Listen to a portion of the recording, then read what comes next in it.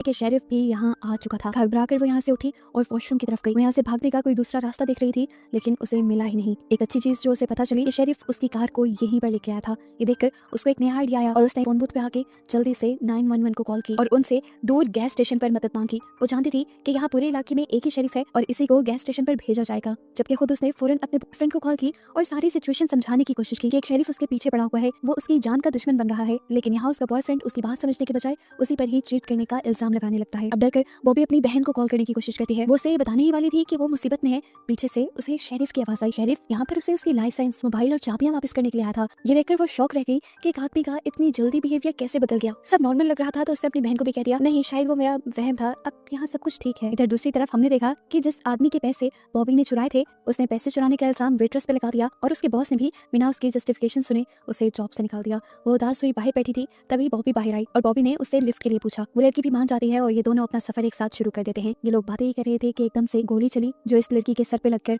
वो लड़की मर गई और उसका खून बॉबी की गाड़ी पे लग गया। इस लड़की को भी मारने वाला और कोई नहीं बल्कि शेरिफ था, जो पता नहीं क्यों लड़कियों को मार रहा था। बॉबी तो शॉक रह गई थी, एकदम से इतना बड़ा हादसा होना, किसी की उसकी आंखों के सामने मौत हो जाना, उससे सांस भी नहीं आ रहा था। वो अपने आप को नॉर्मल करने के लिए गाड़ी से बाहर निकल आई। इससे पहले कि वो यहाँ पर पूरी तरह रिलैक्स हो पाती, उसने देखा कि शेरिफ अब उसके पीछे आ रहा था। वो भागने का डिसाइड करती है। इस सब के दौरान बॉबी को उसकी बहन की भी कॉल आने लगी और रिसीव करके अपनी बहन को तेजी से ये सब बताना चाहती थी, लेकिन तभी उसे पता चला कि कॉल पे शेरिफ ही था। शेरिफ ने अपना नंबर उसकी बहन की जगह सेव कर दिया था। इसी परेशानी में एकदम से बॉबी की कार के सामने एक ट्रक भी आने लगा।